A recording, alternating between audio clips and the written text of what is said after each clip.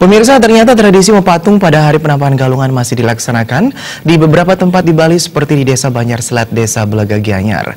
Menjelang galungan, Seke Tampah dan Seke Angklung melakukan tradisi menyembelih babi atau nampah celeng. Tradisi ini pemirsa kental dengan suasana kebersamaan dan penuh canda tawa. Sekitar pukul 5 pagi Wita, anggota Seke Tampah yang terdiri atas 26 orang berkumpul untuk menyembelih babi. Tampak anggota kelompok yang berasal dari beragam latar belakang pekerjaan ini bersatu menyembelih babi dan memotong dagingnya untuk dibagikan. Tak berselang lama, Seke Tampah melaksanakan tradisi mepatung terhadap babi yang dipotong. Salah seorang anggota Seke, Ketut Reserse, mengatakan acara mepatung ini dilaksanakan setiap penampahan galungan yang tujuannya supaya tradisi mepatung di masyarakat Bali tidak hilang dan tradisi Bali bisa ajak. Ketut Reserse menambahkan kalau membeli daging babi di penjual, menurutnya jauh lebih mahal dibandingkan dengan mepatung.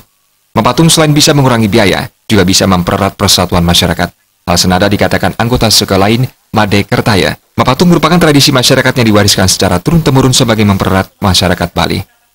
Niki tiap galungan yang niki organisasi Pak, dan konten hilang tapi ajak Bali mau patung nih yang emas nih yang terbanding nih jauh lebih mahal. Niki kan ada gue beli barang hidup kan jauh lebih murah kan.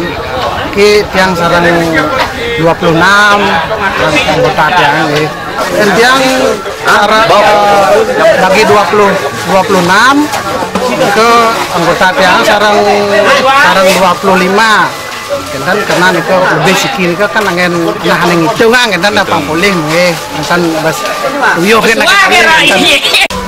menurut kita niki wakili Bali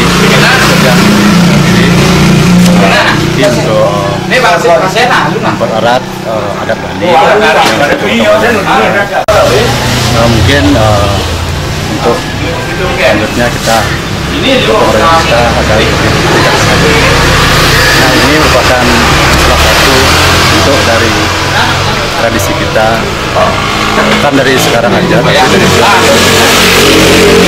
diwariskan dari